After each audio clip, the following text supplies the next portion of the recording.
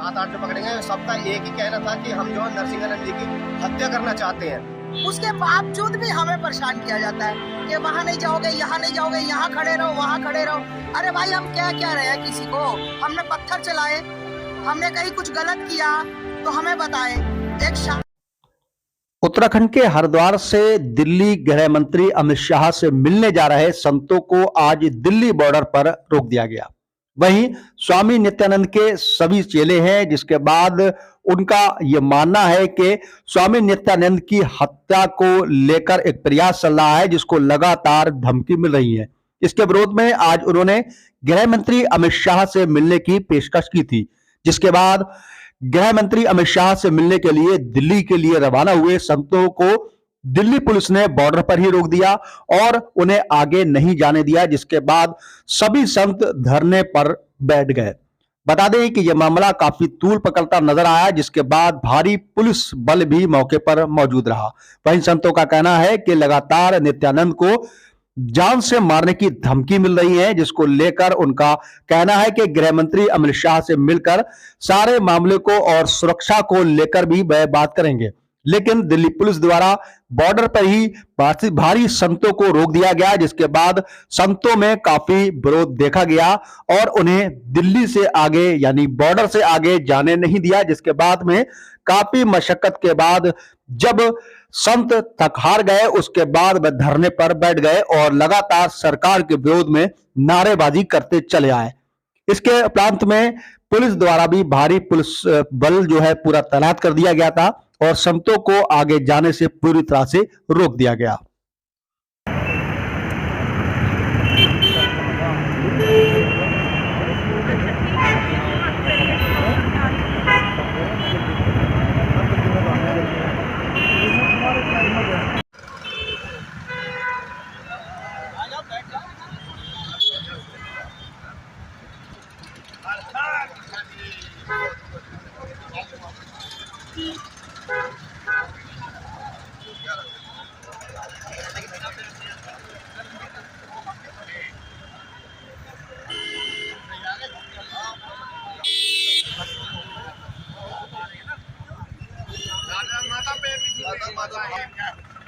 आपका भगवान शिव और महादेव। अपना नाम और परिचय दीजिए। जी, मेरा नाम यति रणसिंहानंद गिरी और ये मेरे साथ में मेरे गुरु भाई हैं और मैं यति नरसिंहानंद गिरी जी महाराज जो पंचदश नाम जूना अखाड़े के महामंडलेश्वर हैं और शिव शक्ति धाम डाकन मंदिर के पीठाधीश्वर हैं। आप यहाँ पर धरने पर बैठे हैं, क्या कुछ कारण है, क्यों बैठे यहाँ पर? जी देखिए, हमारे जो महाराज जी पूज्य गुरुदेव जी हैं, उनके ऊपर इस्लामिक कट्टरपंथीवादी बार बार मंदिर में घुसने के कई बार प्रयास कर चुके हैं।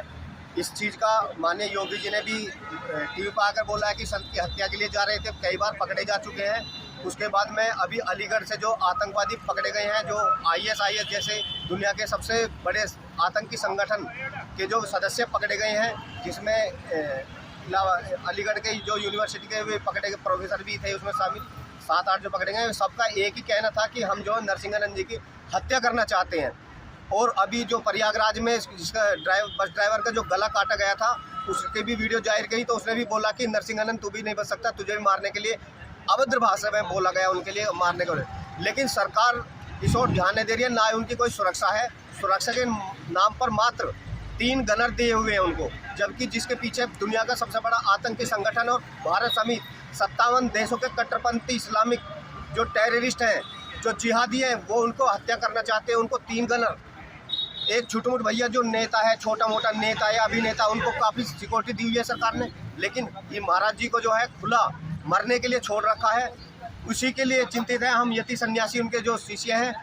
तो हमने हरिद्वार में सभी संत, सभी आचार्य, सभी महामंडलेश्वर, सभी शंकराचार्यों से वहाँ मुलाकात की, हस्ताक्षर अभियान चलाया। वहाँ लगभग 15 दिन हमने वहाँ सभी सन्यासियों ने सहमति लेकर हम वहाँ से पैदल यात्रा माननीय गृह मंत्री अमित शाह जी के यहाँ जाएंगे और उनसे सुरक्षा के लिए, जेड श्रेणी की सुरक्षा के लिए उनसे हम मांग करेंगे।